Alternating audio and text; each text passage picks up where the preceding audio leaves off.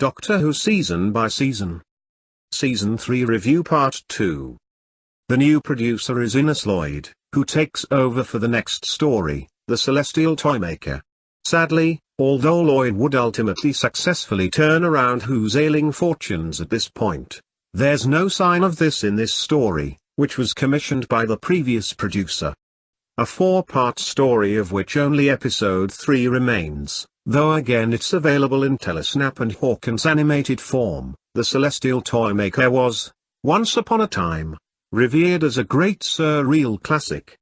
Indeed, its reputation was so great in the mid-80s that then producer John Nathan Turner attempted to resurrect the title villain, again to be played by the great Michael Gough, to start off Colin Baker's second season in 1986 with The Nightmare Fair, written by former script editor Graham Williams.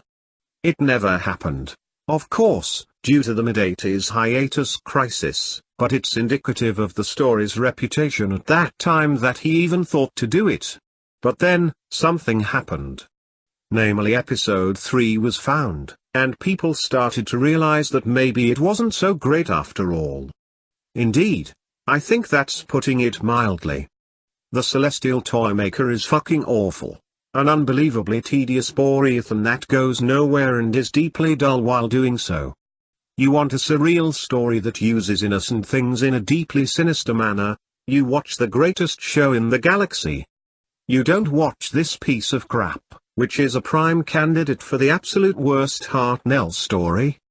Dodo is unbelievably shite in this one, apparently not realizing, despite being told numerous times by the villain and by Steven, that she's playing these stupid, witless, tedious as fuck to watch games with their lives at stake, and treating it all like a school sports day.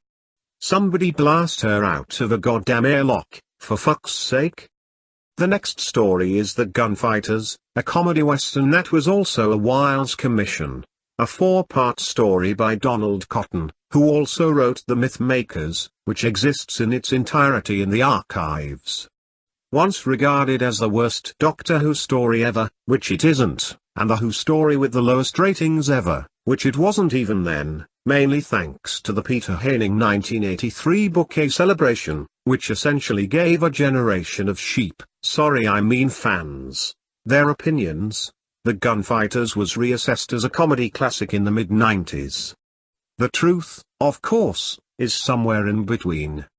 The Gunfighters is a well-made and moderately amusing spoof western with some funny moments, generally good performances, Anthony Jacobs stealing the show as Doc Holliday, and Hartnell enjoying himself for seemingly the first time since Wiles took over, and an impressively staged on-film final shootout.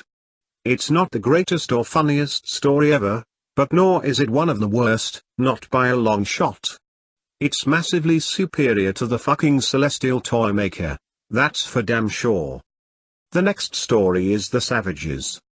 This 4-part story by new writer Ian Stewart Black is also missing from the archives entirely, but holds something of a special place in my affections as the novelization is basically what turned me into a Doctor Who fan back in the day. My elder brother bought it me as a Christmas present one year when I was a kid, and, even though I had seen the show before, something in that scrappy little paperback sparked something in me and sent me on a crazed rampage through my local library to find out everything I could about it. The funny thing is, I was vaguely familiar with the series via the Doctor Who Monster book, which was a hand-down from another of my brothers, and I knew enough to know that the first Doctor travelled with his granddaughter and 2 teachers. I'd never heard of Steven and Dodo, so I thought they were made up for the book. Anyway, enough of my reminiscing. What of the Savages TV story? Well, based on the Hawkins animation, I think The Savages might actually be something of a forgotten and undervalued gem.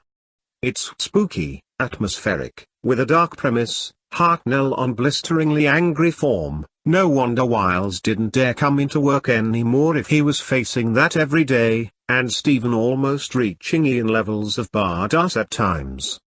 This is also Steven's exit from the series.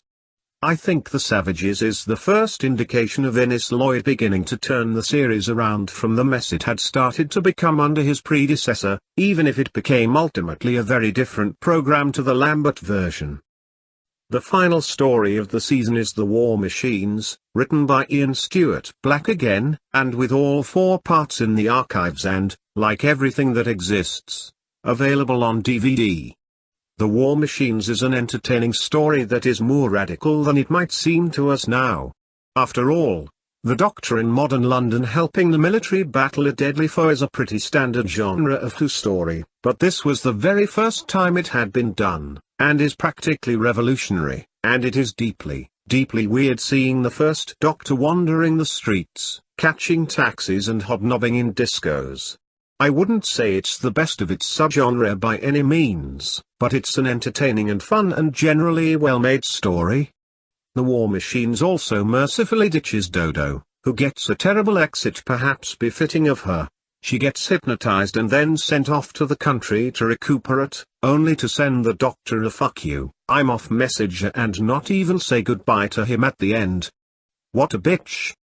Dodo is replaced by 2 new companions, Ben and Polly, played by Michael Craze and Anna Quills, who both seem very promising.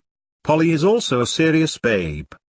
Season 3 is a difficult season to rate. It is by no means a completely terrible season, though it is the least focused and weakest of the Hartnell era by quite some distance. There's certainly stuff to like, though perhaps not quite enough to make up for the stuff to dislike. All in all, Season 3 gets a middling C from me.